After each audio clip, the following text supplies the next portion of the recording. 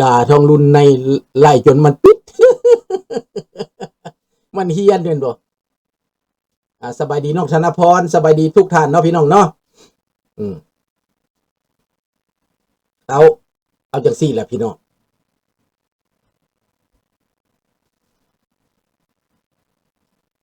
เอาห้องเพลงชาติก่อนเนาะเอาห้องเพลงชาติก่อนเพราะว่าฟังแต่เพลงอื่นเพลงชาติบ่ร้องบ่ได้เด้ศาสตร์ลาวตั้งแต่เดิมมา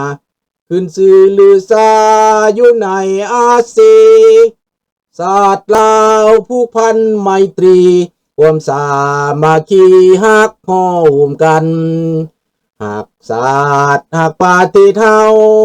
หักเจ้าโปกิจกิสาผู้มักความศาสนาแต่บูหันมาหักษาดินแดนบ่ให้สัตว์ใดมาล้วนหาวีลบกวนหยาดแย่งสิ่งเอาพายขึ้นเขามารู้วุ่นวายสู่จนตัวตายต้านทานศัตรูสวยเสื้อชูเลือดเนื้อเสื้อเผาพื้นผู้กูเอาบรรเทาถูกกันเอาขอบใจเด้อพี่น้องเด้อประเด็นในมื้อนี้เฮาก็อยากว่าสภาพการปัจจุบันนี้มันเฮ็ดให้คนลาวเฮาจะต้องตื่นตัวสบายดีแสงอุทัยเนาะสบายดีทุกท่านเด้อพี่น้องเด้อต้องตื่นตัวมหาอำนาจเขาเฮ็ดแล้วเขาลิ้นแล้วเป็นเกมของมหาอำนาจที่จะเปลี่ยนโลกที่จะพลิกปี้นโลกพี่น้องเป็นเกมของมหาอำนาจในยุโรปก็แม่นยุโรปจัดการอเมริกาอยู่เบื้องหลังในตะวันออกกลางก็แม่นอเมริกาจัดการพี่น้องสบายดีสมผู้ในเอเชียในปัจจุบันนี้พี่น้องเอเชียนั่นนะก็แม่นอเมริกาจะเข้ามาในอเมริกาใต้ก็แม่นอเมริกาอีกที่จะต้องจัดการกับเวเนซุเอลาดังนั้นเป็นโอกาสของพวกเขาคนลาวเป็นความหวังเป็นความหวังหยังคือลุงแต่งเพลงลงไปนี่แหละเพราะเจ้าสุริวงศ์องค์ราชทายาทเป็นกำลังใจให้ประชาชนลาวที่ยังมีความหวังยังรอคอยโลกเขาเห็นผู้นำ leadership สำคัญผู้นำนี่นะเขาจะมองเห็นทองรุ่นกับเจ้าสุริวงศ์นี่แตกต่างกันปานฟ้ากับดินทองรุ่นนี่นอนเล็บลูกไผ่ขี้ลักขี้โกงขี้โลกทรลาดเห็นอย่างอีกคอร์รัปชันอำนาจบ่โปร่งใสอเมริกาแบนวีซ่าบ่ให้เข้าอเมริกาผู้นำลาวทั้งเบิดนั่นแหละเข้าอเมริกาบ่ได้เรียกแต่ทูตเท่านั้นไปได้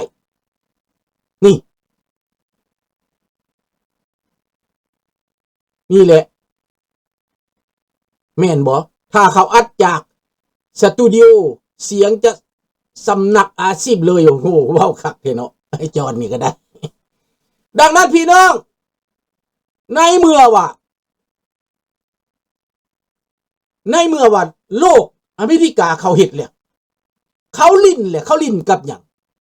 เขาให้ยูเครนจัดการบักโปรตีนตัดหากถอนโคนมัน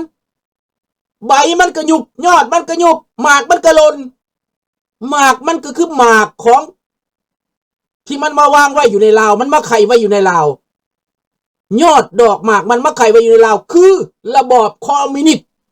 เศษเหลือของคอมมิวนิสต์สบายดีวงสวรรค์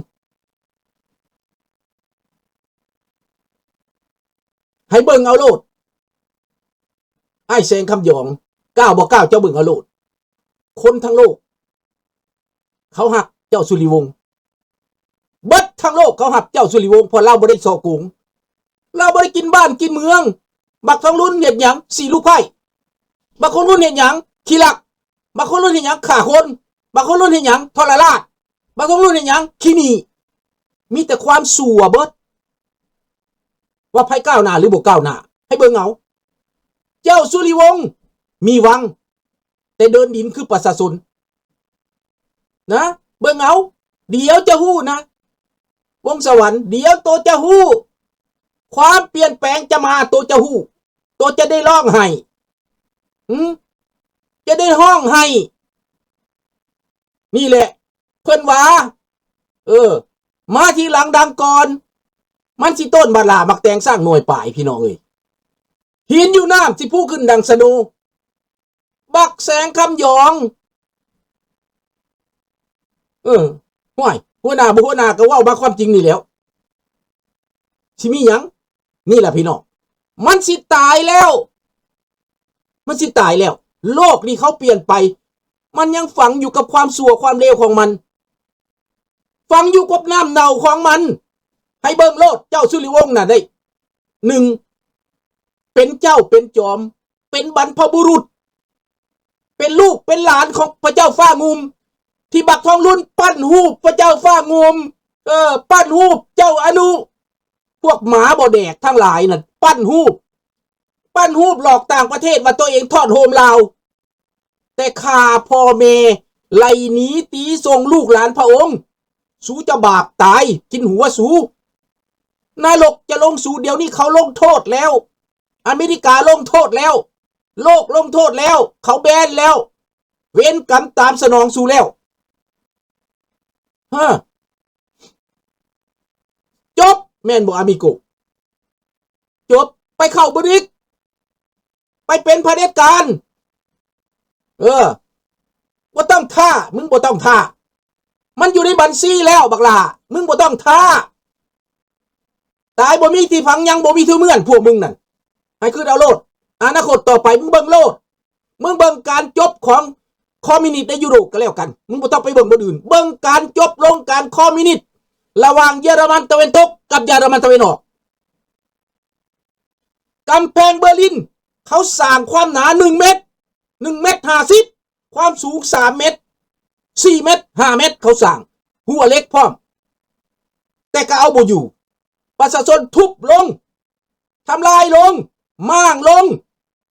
เพื่อให้ได้เสรีภาพและประชาธิปไตยสำหรับประเทศลาวบ่ได้ม่างหยังพี่น้องมันทลายลงเองเพราะว่ากำแพงไม้ไผ่บัมบูวอลพี่น้องบัมบูวอลมันกำแพงไม้ไผ่มันเจือนลงเองมันเพลงเองมันผุลงเองมันไปบ่ฮอดใสกำแพงไม้ไผ่เห็นบ่ล่ะดังนั้นใจคนลาวต้องตื่นขึ้นตอนนี้บ้านเมืองสิเป็นจังไดก็ย้อนใจคนนั่นแหละคือลุงแต่งเพลงนั่นแหละบ้านเมืองสิเป็นจังไดก็ขึ้นอยู่กับหัวใจคนเด้ออยากเป็นโจรก็เป็นโจรอยากเป็นมารก็เป็นมารอยากเป็นคนดีก็เป็นคนดีขึ้นอยู่กับคนดังนั้นคนลาวที่เป็นแบบใดล่ะดังนั้นในเอเชียนี้อเมริกามาแน่นอน 1,000% พี่น้องข้าพเจ้าฮู้แล้วว่าอเมริกามาแน่นอนบักแสงคำหยองมึงสิไปใส่โอ้ยพี่น้องเอ้ย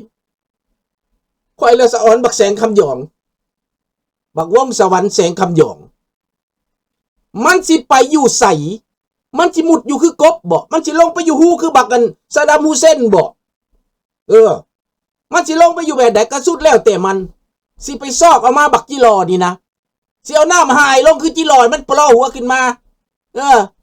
เอามาคั่วกินบักจิรอบักแสงคำหยองแมงจิรอ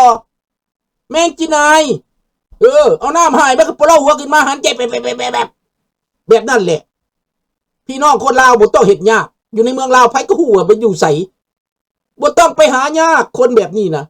แต่บ่เฮ็ดหยังให้มันดอกเอาน้ำจิรอน้ำหายลงใส่หูมันก็ขึ้นมาแบบจิรอนั่นแหละ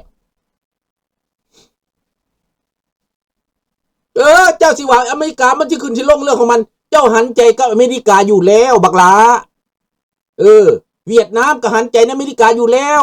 โซเวียตก็หันใจในอเมริกาอยู่แล้วเห็นบ่ล่ะอเมริกาสิจัดการก็เสร็จแล้วแหละเบิ่งโลดให้มึงเบิ่งโลดเบิ่งเวเนซุเอลาน่ะเขาปิดรอบเบิดแล้วโซเวียตกับรัสเซียก็มาซอยบ่ได้บักจีนก็มาซอยบ่ได้บ่มีไผมาซอยมึงได้ดอกอันประเทศลาวมึงน้อยๆน่ะซ้ำแม่งมีเขามึงอย่าสิเว้าใหญ่นี่ละพี่น้องความชั่วความเลวผู้ใดมันมาท้าทายบนใดประชาชนเราเบิ่งเอา เบิ่งเอาความจริงมันสิเห็นดอก ให้มันหายใจตัวเดียวควรมันนี่น่ะลูกน้องบักทองรุ่นคนเดียวให้มันหายใจซะก่อนให้มันหายใจแงบแงบแงบหันใจป่าซะก่อนเด้อพี่น้องเด้อบักคำหยองนี่น่ะดังนั้นแก้วตัวเดียวมันบ่มีหยังพี่น้องโลกนี่เขาเปลี่ยนไปฮอดใสเขาพัฒนาไปฮอดใสเห็นบ่ล่ะสหรัฐอเมริกาเขาสิเฮ็ดหยังเขาบอกให้ไทยกับเขมรยุติสงครามเฮ็ดไปเท่าใดแห้งตายเห็นบอกเขาบอกแต่เจ้าสิยุดหรือบ่ยุดเป็นเรื่องของเจ้าเขาบ่ได้ให้ความสำคัญไดเขาบ่ได้ให้ความสำคัญเรื่องสงครามนี่พอเป้าหมายเขาใหญ่กว่าเจ้าสิเฮ็ดสงครามย่อมๆเขาก็บ่สนใจเขาบ่ให้อาวุธเจ้าเบิดอาวุธแล้วเขาบ่ขายให้จีนก็บ่ขายให้อเมริกาก็บ่ขายให้เจ้าเฮ็ดกระโลดเขาบ่ให้อันนี้ลุงเว้าไปแล้วเจ้ายิงเบิดอาวุธเจ้าสิบ่เบิดบ่3ปี4ปีเจ้าก็เบิดอาวุธเจ้าสิซื้อมาจากไสประเทศอื่นเขาลงโทษบ่ให้ขายให้ถ้าเบิ่งคันบ่แม่นน่ะคันบ่แม่นลองเบิ่งสงครามย่อมๆนี่น่ะจักหน่อยเขาก็บีบสวีเดนบ่ให้เอายนต์จักหน่อยอเมริกาก็บีบบ่ให้ F16 มายิงจักหน่อยจีนก็บีบก็บีบเขมรบ่ให้เอาอาวุธมายิงเห็นบ่มันเริ่มต้นแล้วเขาบ่สนใจเรื่องนี้น่ะเขาบ่สนใจสงครามน้อยๆนี่เขาบอกหยุด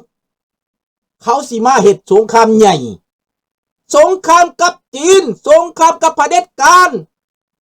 ถ้ามันมักสงครามแบบอาวุธเขาก็ใส่อาวุธถ้ามันมักสงครามการค้าเขาก็เฮ็ดสงครามการค้ามันมักสงครามการเมืองเขาก็เฮ็ดสงครามการเมืองมันมักสงครามข่าวสารเขาก็เฮ็ดสงครามข่าวสารเขาพร้อมแล้วลบกับมันเห็นแล้วบอกนี่เนี่ยลุงมีกำลังใจนะให้มึงคิดเอาซะให้มึงเบิ่งเอาซะโลกนี่มันเป็นแนวใดในยุโรปนี่พวกยุโรปเขาจัดการไผเดือดร้อนตอนนี้สมัยดีซีพีไผเดือดร้อนตอนนี้บักโปรตีนมันสิตายแล้วอาวุธเอามาใส่เอามายิงนายบักทองลุนตัวอย่างต้นไม้พี่น้องโปรตีนนี้เป็นต้นเป็นลำเป็นหากเนาะบักโปรตีนนี่ทองลุนน่ะเป็นหยังเป็นใบกิ่งงามันเขาว่าเป็นหยังกิ่งมันตอนกิ่งบักทองลุนคือกิ่งมันคืองามันว่าซั่นไปคือกาฝากบักทองลุนนี่นะต้นไม้ใหญ่ตายนะต้นโปรตีนตายทองลุนก็เหี่ยวแห้งตายคือกันพี่น้องนี่มันตายพี่น้องบักทองลุนเหี่ยวแห้งตายพี่น้องมันเป็นแบบนี้เพราะว่าบ่มีน้ำเลี้ยงท่อน้ำเลี้ยงตายแล้วกกหากมันตายแล้วระบอบคอมมิวนิสต์ตายเบิดพี่น้องนี่เราต้องเบิ่งความจริงพี่น้องเบิ่งความจริงโลกกำลังเปลี่ยนไปไวที่สุดนะไวที่สุดโลกกำลังเปลี่ยนไปอย่างหน้ามือเป็นหลังมือเลยแหละดังนั้นพี่น้องคนไทยเดี๋ยวนี้ทางเลือกของคนไทยมีสองพรรคประมาณนี้แหละที่ว่าจะพึ่งได้บางคนก็เอาเพื่อไทยบ่เอาแสดงหรือเอาสุ่มแล้วแต่พวกท่านคือเอาแต่ว่าถามว่าพวกท่านเคยเลือกมาแล้วครั้งนี้ได้เอาแบบไหนที่พวกท่านจะคิดเอาเองคิดแบบไหนให้พวกท่านคิดเอาเองพี่น้องคนไทยก็รู้แล้วถ้าได้เสียงส่วนหลายสองพรรคนี้ร่วมกันได้ไหมครั้งก่อนเขาร่วมกันไม่ได้หักหลังกันครั้งนี้จับมือกันได้ไหมเพื่อความอยู่รอดลุงบอกว่าส้มกับแดงจับมือกันบัดนี้นะต้องจับมือกันไผได้น้อยไผได้หลายบ่เกี่ยวจับมือกันอย่าเถียงกันท่านประยูนอยู่อเมริกาก็อย่าเถียงกันนะอย่าเถียงกันเรื่องนี้สำคัญว่าความสามัคคีไผได้น้อยได้หลายบ่เป็นหยังเพราะว่านโยบายคือประชาธิปไตยแดงได้หลายส้มได้หลายบ่เป็นหยังรวมมือกันเป็นรัฐบาลเสียงส่วนหลายแล้วเปลี่ยนประเทศไปส้มก็เหมือนกันลุงจะขอบอกนะขอฝากไว้นะส้มก็เหมือนกันความคิดที่ต้องการประชาธิปไตยอย่าไปเป็นแบบสมัยก่อนเลือกมาแล้วไปร่วมกันกับพวกอื่นมันเป็นบทเรียนแล้วมันเป็นบทเรียน